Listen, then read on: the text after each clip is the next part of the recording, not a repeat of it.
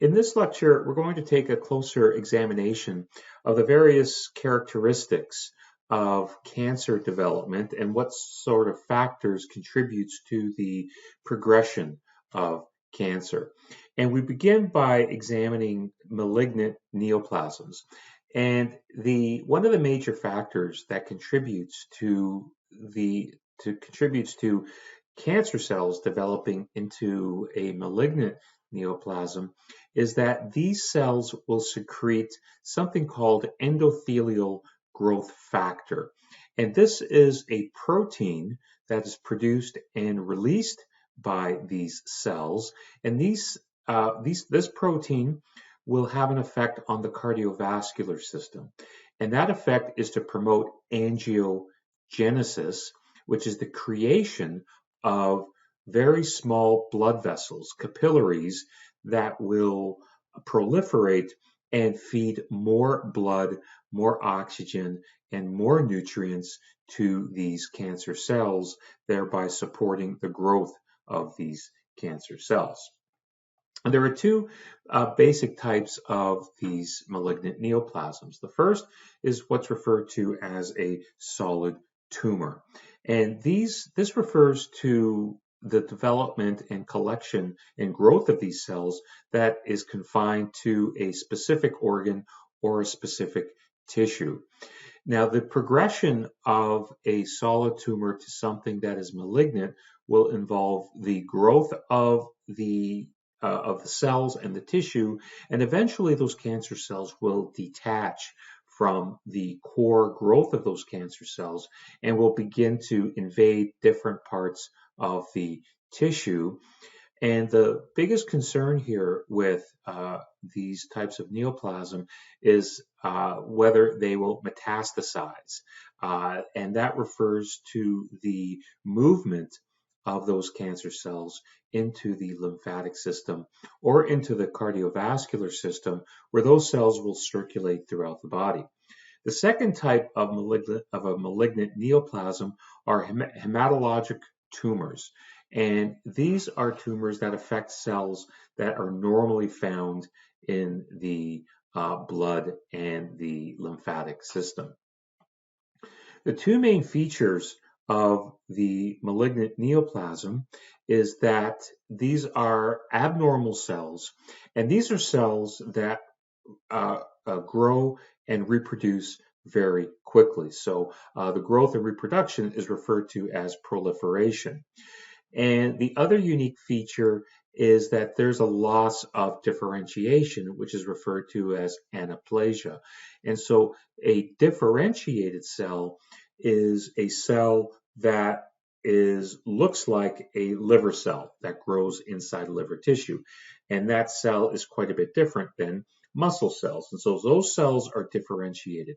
With malignant types of cancer cells, those cells lose that differentiation. And these types of neoplasms are assessed through different grades, and that's based on the differentiated cells that exist. And so a grade 1 neoplasm, it refers to the cancer cells that are actually well differentiated. They're still considered abnormal cells, but they resemble normal tissue. So if a person has a grade 1 malignant neoplasm, the cells inside that tissue, for example, if we're looking at the lung, the cancer cells will very much have characteristics that appear as healthy lung cells if they're grade 1. On the most extreme end, or the other extreme end, are grade 4 malignant neoplastic cells. And these are cells that have marked anaplasia. And so these are cells that are less differentiated and much more advanced in terms of the abnormality. Taking a closer look at the different characteristics that differentiates a benign cancer versus a malignant cancer, we see that the cancers that are considered to be benign, and that's where the cancer cells, they're still abnormal, but they're confined and usually encapsulated inside an organ. And these types of cells are typically well differentiated. So if a benign tumor is detected inside skeletal muscle, those cells will appear and have characteristics of skeletal muscle, although abnormal. In a malignant type of neoplasm, these cells are considered undifferentiated. And so the benign cancer cells will resemble the tissue cells, whereas the malignant cells have a very atypical structure and does not have as close a resemblance to the tissue within which those cells reside. Benign neoplasms or benign tumors will progress very slowly, and so it takes more time for these cells to grow. But the malignant cells have typically a faster growth progression, but are highly variable, and that depends on the degree of differentiation. Malignant tumors that are made up of cells that are more undifferentiated will typically develop faster. The benign tumors may arrest, so the tumor may grow to a particular size and not grow any further, but may actually shrink in size without treatment. The growth rate tends to be localized, and so that local cluster of abnormal cells that are encapsulated will expand, but will stay within that particular region of the tissue. The malignant cells are more undifferentiated and will grow faster. As indicated earlier, these benign tumors are typically encapsulated, which means that there is a fibrous network of tissue that isolates those cells from the rest of the tissue. And the fibrous capsule essentially forms a rim of compressed connective tissue that is sufficient to keep those cells separated from the other healthy cells in the organ. And there's a sharp line of demarcation, making benign tumors much easier to treat, at least surgically, because of that fibrous capsule makes it much more easy for surgeons to isolate the tissue and remove the tissue with minimal surgical damage to the organ. In terms of the growth mode, something that something I just mentioned here is that the benign tumor can expand, can grow, but will stay encapsulated. Malignant tumors are considered to be invasive, and an invasive type of tumor is one where the cells will expand into branches or what's called processes, into other tissues, or even within the actual organ. The benign tumor will not involve invasion into surrounding tissue. The benign tumor can grow, but will still stay isolated and encapsulated. The benign tumor will not metastasize, and so that comes by way of the fact that the benign tumor cells remains isolated inside the capsule, whereas the malignant tumor is one where the cells will metastasize and move into the lymphatic system or the cardiovascular system. Some other key characteristics of the growth of these abnormal cells can be traced to what are called proto-oncogenes. And these are genes that will cause normal cells to become cancerous when mutated. And when that occurs, these genes are just simply referred to as oncogenes. And so remember, the gene is a small portion of the very large DNA molecule housed inside the nucleus of cells, and the very small portion of the DNA molecule called the gene, if the chemical component is mutated, it will produce a mutated protein. And if that is identified, that portion of DNA that's mutated is referred to as an oncogene. Now, the proto-oncogenes, before these genes become mutated that will produce an abnormal cell, is considered to be normal. So the proto-oncogenes become active during normal growth and development, and that contributes to the growth of the embryo. And these genes will increase cell division, and will decrease differentiation and will inhibit cell death. And this is advantageous during embryogenesis when there is a need to grow these cells. However, later, post-birth, these proto-oncogenes, if they develop into oncogenes that become fully mutated, then inhibiting cell death is a key characteristic of the cancer cell. People also contain what are called tumor suppressor genes. So the proto-oncogene that develops into an oncogene promotes the growth and development of the cancer cell, whereas tumor suppressor genes are genes that do the opposite. And these are genes that will make proteins that will promote apoptosis, which is a programmed cell death.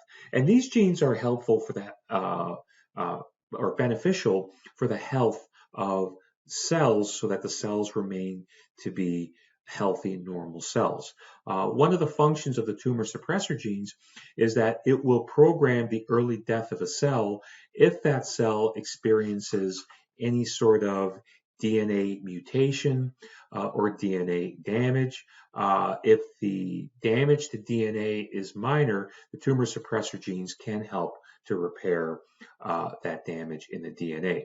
One example of these genes that, when mutated, is a strong predictor of cancer development is what's called the BRCA1 and the BRCA2 genes. And so these are small portions of the DNA molecule that will code for what are called BRCA1 and BRCA2 proteins. Now, if these two particular genes are mutated, these two particular genes will increase the risk for breast cancer and ovarian cancer to a very significant degree, by 87% and 44% for ovarian cancer.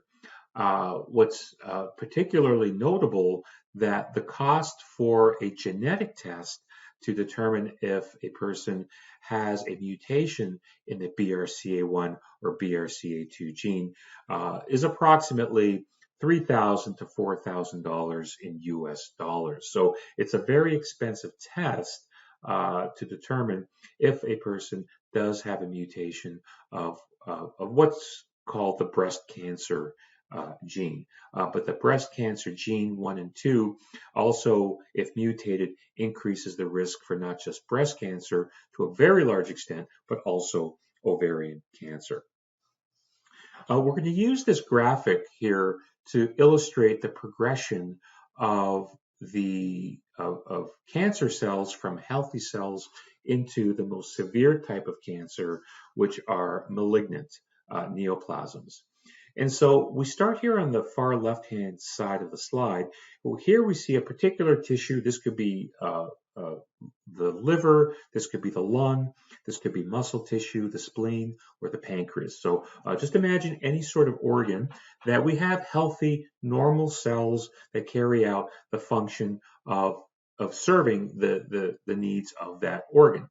Now, initiation is a very specific process where a carcinogen, some agent, will come in and transform one or more of these normal cells into mutated cells. And so the carcinogen is considered to be the initiating agent. One example of a carcinogen is tobacco. Another example of an initiating agent is ionizing radiation, such as X-rays. And so these two types of agents can take a normal cell and mutate it into what you see here in the very center is an abnormal cell. The next step would be what's called promotion. And these refer to agents that are just simply called promoting agents. That once we have an abnormal cell, there are other factors that do not normally take a healthy cell and mutate the healthy cell into a cancer cell. But once a cancer cell exists, hormones, two examples are testosterone and estrogen, can actually promote that one cell into developing into more cancer cells by dividing. Another promoting agent is a failure of the cells of the immune system to detect and to isolate and to neutralize or destroy, metabolize the abnormal cell. So these promoting agents will allow the expansion from just one cell into numerous cells that will eventually form a tumor. And the problem of tumor development is that these are cells that do not serve the function of the organ within which these cells are residing and are now starting to crowd out the healthy normal cells that will contribute to dysfunction of that particular organ. And so at this point, what we have here is what would be considered a benign tumor that is often referred to as non-cancerous. And so a more correct term would be a non-malignant cancer. So these are cells that would be isolated. Further tumor development will depend on a number of factors. So whether it's a liver cell, a pancreatic cell, or a muscle cell will determine whether that will continue into further tumor development. These cells become very metabolically active and as such will necessitate more nutrients and more blood flow. So tissues that normally rely on a very high delivery of blood may see a development of these what starts out as a rather benign tumor into the malignant cells. And so angiogenesis will occur where more blood vessels will proliferate and deliver more blood and nutrients to that tissue. So on the right-hand side here we see our organ, if this is the liver. Now we start to see that these abnormal cells are occupying a much greater amount of space in that tissue, in that organ, decreasing the function of that organ. But because of angiogenesis, and there are more blood vessels will promote the growth and division of these abnormal cells while providing a conduit for these cells to escape, get into the cardiovascular system, and potentially invade other tissues, finding essentially a home where those cells will then contribute to the dysfunction and grow tumors in other tissues in the body.